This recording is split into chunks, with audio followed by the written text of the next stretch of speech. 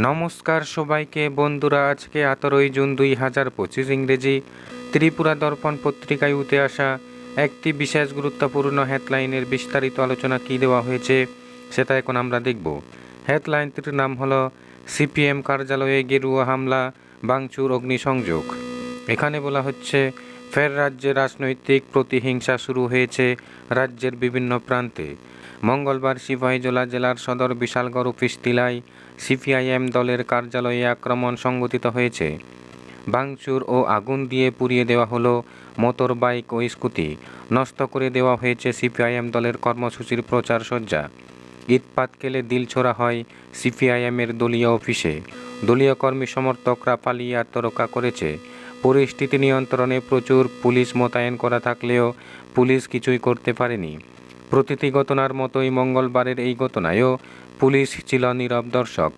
ঘটনার বিবরণে জানা গেছে, মঙ্গলবার সিপিআইএম দলের পক্ষ থেকে মধ্যপ্রাচ্যের যুদ্ধ উন্মাদনার বিরুদ্ধে সিপিআইএম বিশালগড় মহকুমা কমিটির উদ্যোগে সভা ও মিছিল অনুষ্ঠিত হবার কথা ছিল। বিকেলে দলের কর্মী সমর্থকরা বিশালগড় অফিস টিলা দলীয় অফিসে সমবেত হতে শুরু করে। তখনই শাসক দলের দুষ্কৃতিকারীরা সংঘবদ্ধভাবে সেখানে এসে আক্রমণ সংঘটিত করে। ভেঙে দেওয়া হয় সিপিআইএম দলের কর্মী সমর্থকদের মোটর বাইক, স্কুটি, আগুনে পুড়িয়ে দেওয়া হয়। নষ্ট করে দেওয়া হয় অনুষ্ঠানের প্রচার সজ্জা। ভাঙচুর চালানো হয় এক সিপিআইএম দলের কর্মীর বাড়িতে। আক্রমণের তীব্রতা এতটাই বেশি ছিল, সিপিআইএম দলের কর্মী সমর্থকরা নিজেদের মোটর বাইক, স্কুটি ফেলেই প্রাণ নিয়ে সেখান থেকে কোনোরকমভাবে পালিয়ে বাঁচতে হয়েছে। মুহূর্তের মধ্যে বিশালগড় জুড়ে উত্তেজনা দেখা দেয়। সাধারণ মানুষ যে যার বাড়ি করে চলে যায়। আশপাশ এলাকার সমস্ত দোকানপাট বন্ধ করে দোকানিরা পালিয়ে যায়। মঙ্গলবারের এই ঘটনা সংঘটিত হয়েছে সিপাহীজলা জেলার তাবর পুলিশ অফিসারদের সামনেই। ঘটনার সময় সেখানে মহকুমা পুলিশ আধিকারিক সহ অন্তত 20 জনেরও বেশি পুলিশ কর্মী উপস্থিত ছিল। তারপরেও এই রাজনৈতিক সংঘাত ঠেকাতে পারেনি বিশালগড় থানা সহ জেলার পুলিশ বাহিনী। ঘটনার সময় পুলিশ কর্মীরা পেছন থেকে এই আক্রমণের দৃশ্য প্রত্যক্ষ করেছে বলে অভিযোগ করেছে সিপিআইএম। আক্রমণ সংঘটিত হবার পর পুলিশ কর্মীরা সেখানে নিজেদের বীরত্ব দেখাতে শুরু করে। এই ঘটনায় সমগ্র বিশালগড় জুড়ে মানুষের মধ্যে নিন্দার জ্বর উঠেছে। সংবাদ লেখা পর্যন্ত এই ঘটনায় গ্রেপ্তারের কোনো খবর নেই। যদিও এই ধরনের ঘটনা সম্প্রতি কয়েকটি সংঘটিত হয়েছে। সোমবার জিরানিয়া মহকুমায় 2 সিপিআইএম দলের 2 নেতার বাড়িতে আক্রমণ সংঘটিত হয়েছে।